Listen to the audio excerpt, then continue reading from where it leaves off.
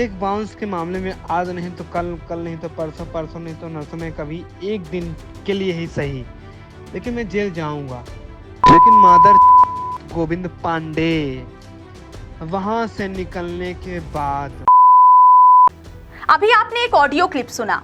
ये audio clip Bagheli कलाकार अविनाश तिवारी का बताया जा रहा है। जी हाँ, रीवा के बघेली कलाकार अविनाश तिवारी एक बार फिर विवादों में घिर गए हैं। इस बार मामला चेक बाउंस और कर्ज देने वाले को गाली गलौज व धमकी देने से जुड़ा हुआ है।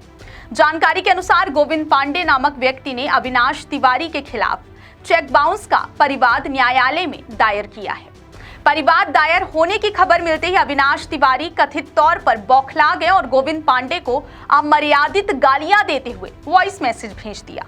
बताया जा रहा है कि अविनाश तिवारी ने अपने व्यवसाय को बढ़ाने के लिए गोविंद पांडे से 10 लाख रुपए उधार लिए थे। जब गोविंद पांडे ने अपने पैसे वापस मांगे तो अविनाश तिवारी टाल मटोल करते रहे। इसके बाद 8 अक्टूबर सन 2024 को अविनाश तिवारी ने 10 लाख रुपए का चेक दिया, लेकिन जब यह चेक यूनियन बैंक शाखा समान रीवा में जमा किया गया तो वह बाउंस हो गया। बैंक द्वारा 9 अक्टूबर 2024 को अपर्याप्त राशि का कारण बताते हुए चेक को अस्वीकार कर दिया गया।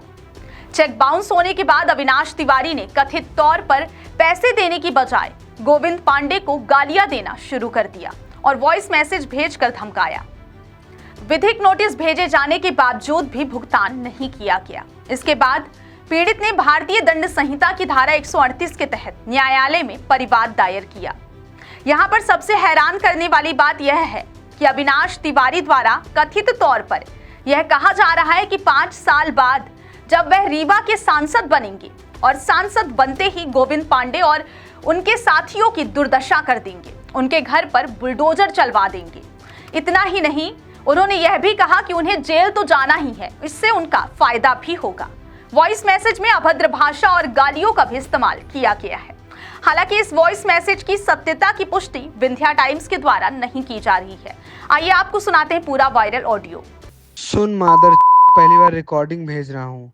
मुझे पता है तुमने चेक बाउंस मेरा किया है। चेक बाउंस के मामले में आज नहीं तो कल, कल नहीं तो परसों, परसों नहीं तो नरसों में कभी एक दिन के लिए ही सही, लेकिन मैं जेल जाऊंगा।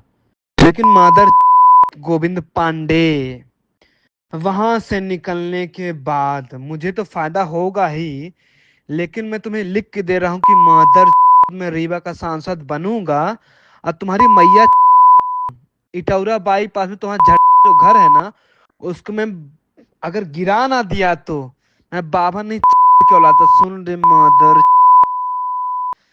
चेक बाउंस के मामले में फर्जी तरीके से हमका जेल चाहे एक दिन का भेज दे, हम चले जाब हंसते हंसते हंसते। लेकिन निकले के बाद मादर 5 साल के अंदर मैं रीवा का सांसद बनूंगा और मैं तुम्हें मैया मादर। इस रिकॉर्डिंग को चाहे तुम डिलीट कर देना, चाहे हमेशा सुनते रहना। मैं बात कर रहा हूँ बे मादर। 30,000 रुपए के लिए तुमने मादर बैंक चेक मेरा लेके 17 लाख चेक लगाया ना, माँ कसम तुम्हारी मैया इटौरा बाईपास का भगवान कसम तोर घर गिराए के उठे जो कुआं न खोद दी तो हम बाबा नहीं औलाद। अरे माँ एग्रीमेंट में झटका नहीं लिखा है, ठीक है ना? तो जितना देते तो का पता है, तय तो को पता है, हम जितना हम तो का वापस करें वो पता है। मादर गोविंद पांडे तो से जुड़े जितने भी लोग हैं, चाहे वो काना हो का ठकुरबा के बेटी के जौन ना हो, सबके मैया 5 साल बाद लिख के लेना। अगर मेरी बात सही नहीं है तो बाबा ने मैं के औलाद मादर एक एक चुन चुन के मैं सबका घर गिराऊंगा और सबके गांव मर जाऊंगा। मादर चोत फर्जी तरीके से तो मेरे चेक बाउंस करवाया हो ना, मादर गोविंद पांडे। फिल्म की बात में कल मादर हमारा दूसरा पिक्चर है कुमारा फिर तब कार्यालय है बिजनेस के मादर नहीं तो दूसरा पिक्चर कुमार पे, चौथी पिक्चर बैंक शेड्यूल में तो गांव के दिखाते हैं।